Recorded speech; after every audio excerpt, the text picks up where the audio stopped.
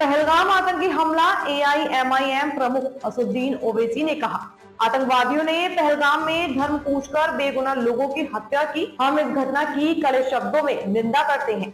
हमें उम्मीद है कि सरकार इन आतंकियों को माकूल जवाब देगी। हम पीड़ित परिवारों के साथ पूरी एकजुटता में खड़े हैं और घायल लोगों के शीघ्र स्वस्थ होने की दुआ करते हैं। दूसरी बात, यह खुफिया तंत्र की भी एक बड़ी विफलता है और नरेंद्र मोदी सरकार को अपनी प्रतिरोधी नीति को दोबारा समीक्षा करनी चाहिए। यह घटना उरी और पुलवामा से भी ज्यादा निंदनीय है, क्योंकि पड़ोसी देश से आए इन आतंकियों ने आम नागरिकों, पर्यटकों को निशाना बनाया है। हम मोदी सरकार से मांग करते हैं कि वे इस पर जवाबदेही तय करें। हुकूमत इन दहशतगर्दों को एक सबक सिखाएगी और साथ ही साथ हम जो लोग वहाँ पर जिनको कत्ल किया गया, इन टेररिस्ट ने इनको मारा है, हम उन तमाम फैमिलीज के साथ खड़े हैं और हम जो जख्मी हैं हम दुआ करते हैं कि वो जल्द से जल्द सेहतियाब हो।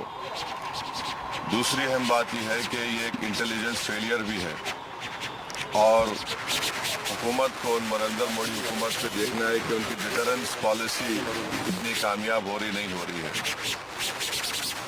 चौथी बात यह है कि उरी हुआ, पुलवामा हुआ, ये उरी और पुलवामा से ज़्यादा कंडेमनेबल इंसिडेंट है ये, क्योंकि जो सिविलियन लोग हैं भारत के मध्य पश्चिम क्षेत्र में इजराइल के महावाणिज्य दूत कोवी शेशानी ने कहा, सबसे पहले मैं इजराइल की ओर से पीड़ितों और उनके परिवारों के प्रति अपनी संवेदनाएं प्रकट करना चाहता हूं। मैं उन तस्वीरों को देखकर स्तब्ध रह गया। आतंकवाद के खिलाफ लड़ाई आसान नहीं है। शायद आतंकवाद को पूरी तरह से रोका नहीं जा सकता, लेकिन हमें मनी लॉन्ड्रिंग के खिलाफ लड़ाई लड़नी होगी। हमें उनके स्रोतों, उनके माल की आवाजाही और हथियारों की खेप पर लगाम लगानी होगी। यह सभी देशों के बीच सहयोग का विषय है, क्योंकि आतंकवादी भारत, मध्य पूर्व, यूरोप, हर जगह नागरिकों के सामान्य जीवन में डर पैदा करना चाहते हैं। यही उनकी रणनीति है। हम आतंकवाद को जीतने का कोई मौका नहीं देंगे और हम यहाँ आएंगे। हमें भारतीय सरकार और भारतीय प्रशासन पर पूरा विश्वास कि वे आतंकवाद के खिलाफ अपनी पूरी ताकत से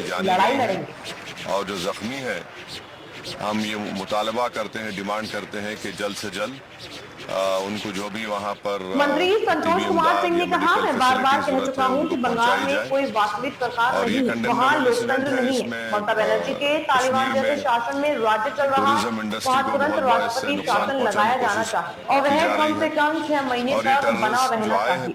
उसके बाद वहाँ निष्पक्ष और सही तरीके से चुनाव कराए जाने चाहिए, मासूम लोगों की जान ली जाए और इनका एक तरीके से वहाँ से आना यहाँ पर हमारी सरजमीन पर और आकर इस इलाके को चूज करना, क्योंकि आप करें ना, आप देखेंगे पहलगाम में वो मेडोज जो है वहाँ पर घोड़े